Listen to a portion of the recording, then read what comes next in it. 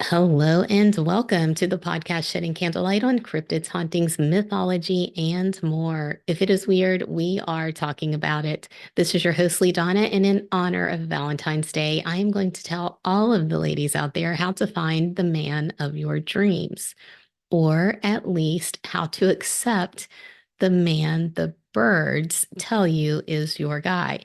That's right, our feathery friends of flight deliver omens from on high, some of them good, and some of them forewarning of tribulations soon to come.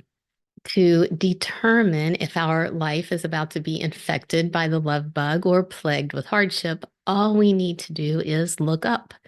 Ornithology is the scientific study of birds, and ornithomancy is the practice of observing birds for the purpose of divining how their flight patterns and or their songs will impact our lives. Ornithomancy is a word derived from the Greek word ornis, meaning bird, and mantia, meaning divination. This practice of omen reading via the birds dates back thousands of years, with many ancient cultures around the world practicing some form of ornithomancy. We find evidence written in many ancient texts and also carved into vases and other artifacts. Ornithomancy was certainly in practice before Rome became Rome, and according to the Jewish Encyclopedia, it was the Chaldeans who first systematized the practice of interpreting the behavior of birds. However, Rome is given credit for developing this practice because ornithomancy not only plays a part in Rome's origin story, with Romulus and Remus each observing vultures to determine where the city of Rome itself should be built, but the Romans established rules surrounding the practice and then kept ornithomancy as an integral part of their society and culture. It is theorized that the Etruscans brought the practice to ancient Rome and that the Greeks derived their deciphering of the will of the gods via the birds from the Hittites in Anatolia, where there are texts about ornithomancy written in Hittite that date back to the 13th and 14th centuries. However, as far back as 740 BC, the Philistines were practicing ornithomancy, and there are records of this practice of bird observation being used in ancient Egypt as well.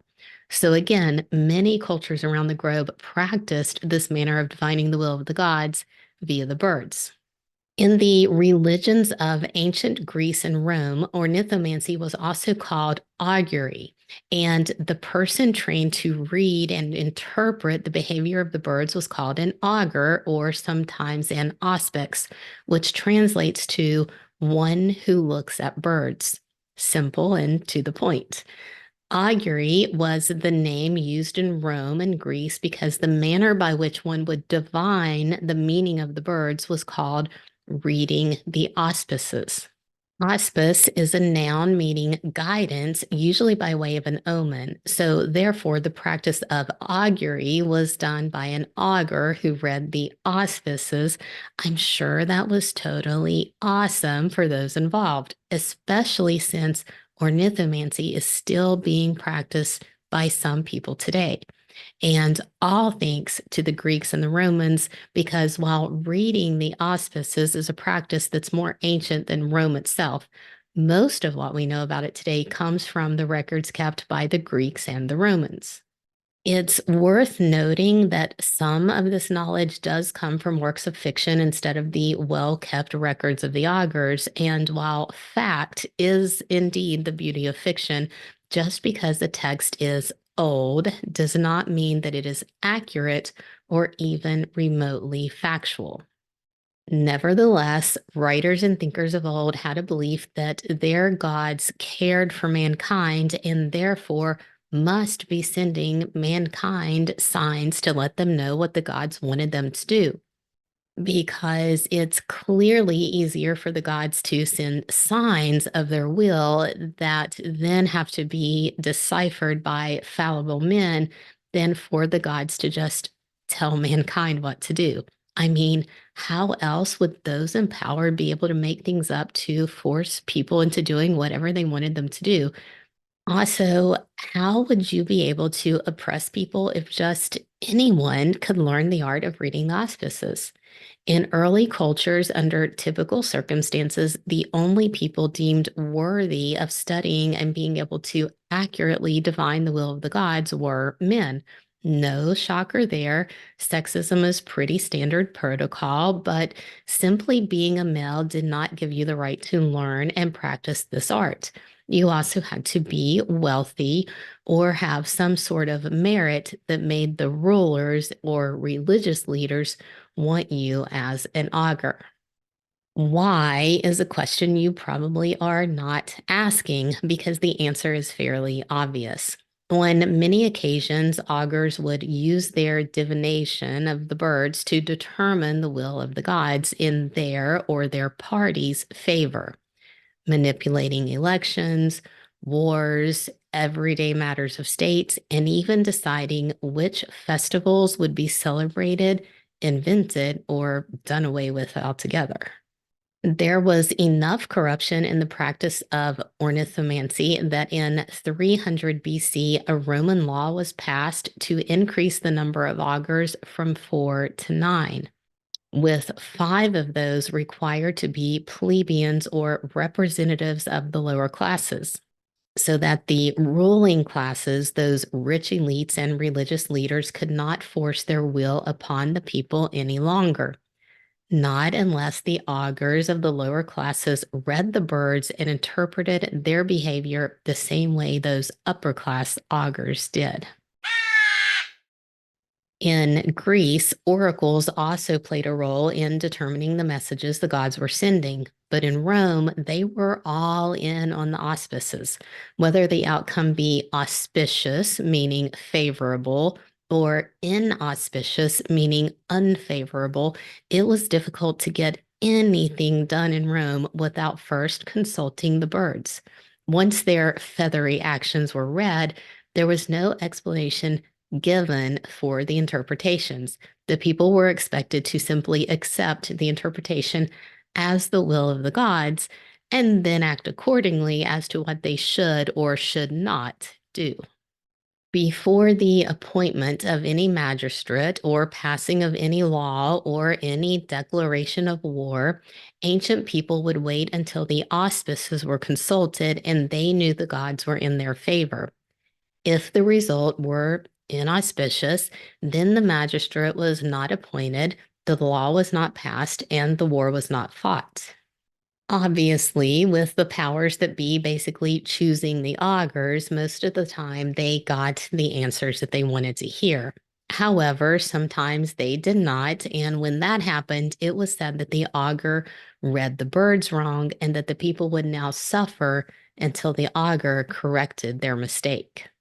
To keep from interpreting the birds wrong and offending the gods, augurs kept records of past signs, recording their observations, the outcomes of the events surrounding the reason the auspices were being read, and they also recorded rituals, prayers, and any other information they deemed noteworthy, so that members of the aristocracy, and again, those deemed worthy of becoming an augur, would have a written record to help them understand the fundamentals of augury. There was even a college supervised by Roman priests where augurs would go to train. One of the first things they probably learned was that divining the will of the gods could happen spontaneously. You could be out and about, see birds doing what they do, and boom, you have to go to war because the chicken ate all the worms. No, seriously, Cicero, a Roman statesman, among other things, who was born in 106 BC and died in 43 BC, was an augur who wrote about using the way birds eat to decide if people should go to war or not. While he said any bird could be used for this, it was customary for chickens to be taken on military expeditions. They were cared for by the keeper of the chickens, who would keep the birds in cages until it was time for the auspices to be read. Then the polaritus, which is the ancient name for the keeper of the chickens, would throw out some food and open the cages. If the chickens fell upon the food, devouring the feast was such delight that crumbs or any bit of food fell from their mouths and hit the ground, it was determined that the gods were in favor of the battle. If the chickens refused to leave their cages, if they cried out, beat their wings, flew away, or ignored the food, it was a bad omen and the battle or war was not to be fought. Humans being humans, they usually starved the chickens so that when their cages were open, the birds were sure to eat. This intentional observation of the birds was how ornithomancy was typically done. There was a purpose, a question to be answered, and the augur would perform a formal ritualistic consultation. Depending on the culture and what training the augur had, they would stand in a particular way, maybe facing north with the birds on their right, and then they would interpret the behavior of the birds for telling the future or relating a specific message from the gods. But again, this could also happen spontaneously. An augur could be out and about, and suddenly there's a revelation from on high. Songbirds were the main types of birds used either purposefully or spontaneously. However, vultures were important to the Romans. They were sometimes called sacred birds, and vultures provided the strongest signs that an augur was able to receive from any wild bird. Vultures are part of a group of birds known to be read based on the way they fly. This group is called alites, and it also includes the eagle. The group of birds known as the aw sign provide auspices based on how they sing, and this group of birds includes ravens, owls, and crows. There are even birds that fall into both categories, read based on the way they move and the noises they make. Unless we think that reading the birds is too simple because an augur can manipulate the situation to get the outcome they want, the sounds made by the birds and the way they move has different meanings based on the time of year and even the weather. So, good luck to all of my looking for love ladies out there. I am going to give you some basic blueprints for how to read these rascally birds, but the rest is up to you. Step one is to do your homework and figure out what kind of bird seed you need to lace your lawn with before you step outside this Valentine's Day. Because according to folklore, the first bird an unwed woman sees on Valentine's Day is a symbol of the kind of man she is going to marry. If you would like a loyal man, you need to round up some swans. If you want someone with a kind heart, you'll need a dove. If you want a benevolent or a religious man, all you need is a blackbird, which is easy to get. All you need to do is order a blackbird pie and cut that sucker open. If you are not as old as me, you probably did not get that nursery rhyme reference, but I've read that old cookbooks used to have actual recipes for pies filled with live birds. I'm going to assume those were spoofs based on the Sing a Song of Sixpence rhyme. But if you happen to have one of these cookbooks, let me know if it is in jest or a real live bird recipe. Because if one of my single ladies doesn't like the information she gets from reading her auspices, maybe she can cook up those messengers so the gods will know not to send those kinds back her way again.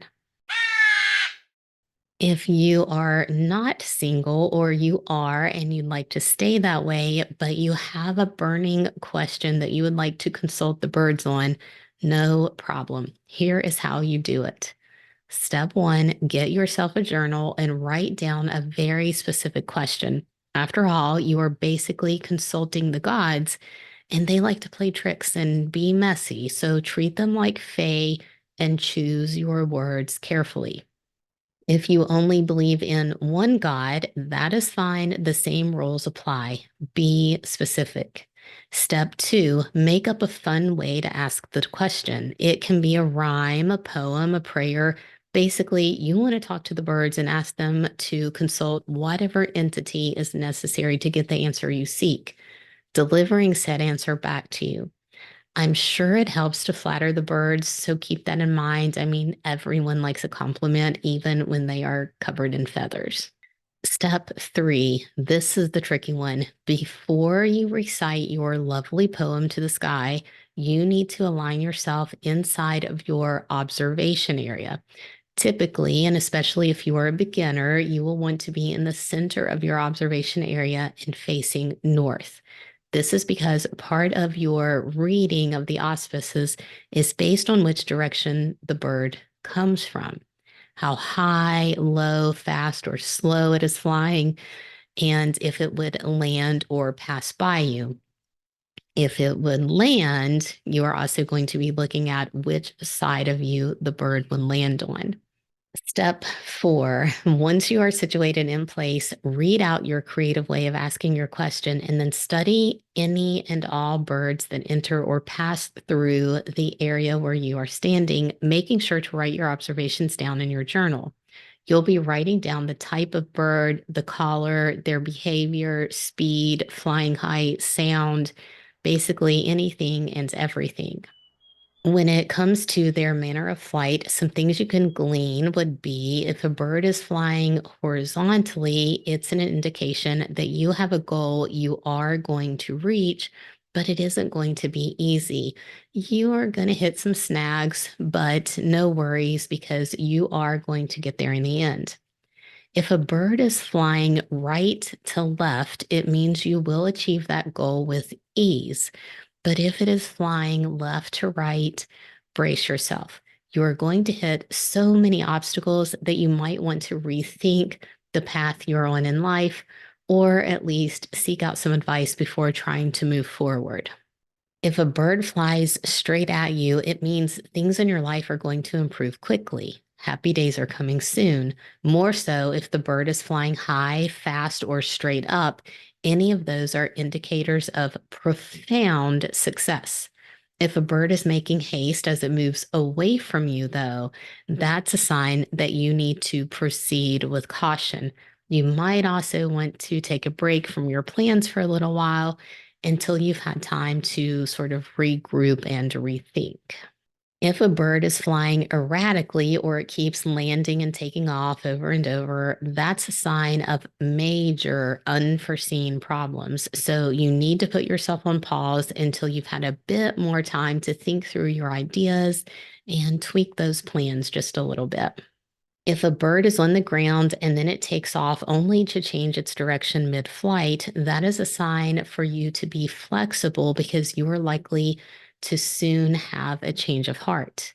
If a bird is flying against the wind, then someone in your life is not what they appear to be. You may have a friend or a loved one who doesn't have your best interest at heart.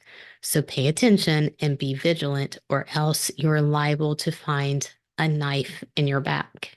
If you encounter a red bird, then all is not lost. They are a sign of good luck, except the cardinal is a bit of a perplexity because it is generally good luck, but it can also indicate that you need to pay extra attention to your health because something is going on there with you. Orange is an indicator of pure bliss, while yellow is a warning to watch that back of yours. Green means an adventure is coming, and blue indicates joy, love, and happiness. Bluebirds in particular indicate happiness or a spiritual awakening. White is a very good omen, like the swan who represents a loyal man. White indicates extreme happiness, and the dove that foretells of you getting a man with a kind heart also represents fair fortune, love, happiness, and peace. Gray also indicates peace and a whole lot of contentment. Black and white means you will successfully avoid coming trouble, and brown means good health, healing, and that help will be there whenever you need it. Brown and white indicates a happy and peaceful home life, while black warns of danger, even the unseen kind.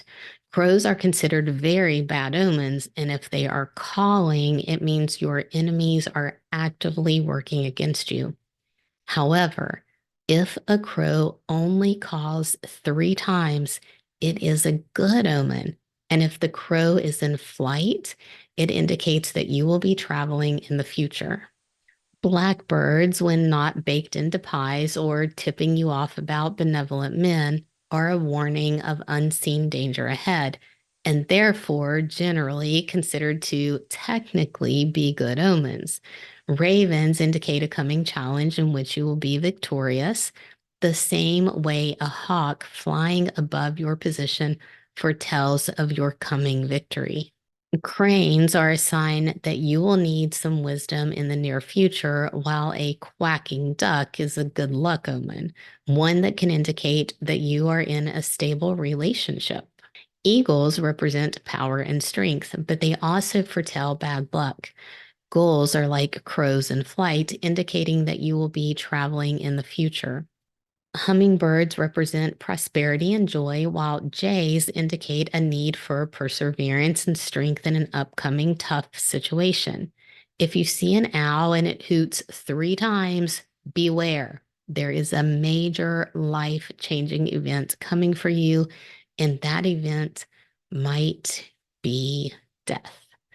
All other owl sightings represent wisdom or magic. I see a lot of owls. I also see a lot of robins, and I really wish I didn't, because seeing a robin in the morning indicates that company is coming. And I really don't like company. I do like that robins nesting near your house are good luck, because my good fortune would be not having company. I am terrible, I know, which is probably why I've never had a sparrow nest outside my window. That is an indicator of romantic troubles, and I'm sure the birds already feel bad for my husband, so they are not trying to drag him into more problems. Sparrows seen not nesting on your windowsill indicate domestic peace.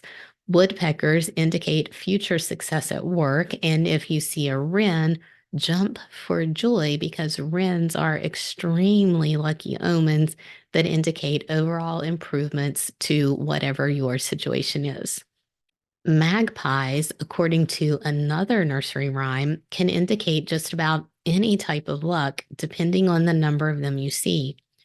1 for sorrow, 2 for joy, 3 for a girl, 4 for a boy, 5 for silver, 6 for gold, and 7 for a secret never to be told. I hope I have told you the secret to figuring out your love this month, but before I go, I will leave you with 2 more fun facts about the art of divination by bird. The modern term inauguration is derived from a Latin word that means to take omens from the birds. That puts a couple of things into a weird perspective. King Solomon of the Bible was said to have been given by God proficiency in ornithomancy so that he may be wise. I encourage you to go forth today and be wise. And you can start by liking, subscribing, and sharing the show. I appreciate all of you. And if you have bird encounters you would like to share, please send those to me at leadonabooks@gmail.com. I'm kind of Snow White when it comes to all woodland creatures. For some reason, they flock to me, bees, birds, and bear alike.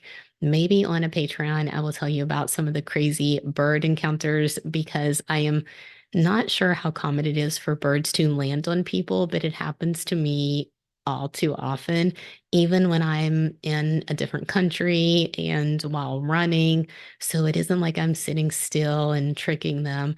They usually land on me when I'm in motion, and it's pretty freaky. I don't really like it, but everybody keeps telling me it's good luck. But honestly, I'd rather not have that kind of luck unless I'm in a group of people who are all just as lucky. Then it won't be so weird. So please, if you two are a crazy bird lady, let me know. My website is leadonabooks.com, and you can join my Patreon for only $2 a month when you subscribe at patreon.com/Leadonna. Jill, Angela, if you are listening, I hope this episode helped you. Maybe the next time we talk about birds, we will get into the spiritual realm and how birds can be messengers from those who have gone before us. Until then, look to the skies and make all of your life decisions, especially those about love, based on nothing but the birds. Bye, guys. I'll see you next month. Happy Valentine's Day.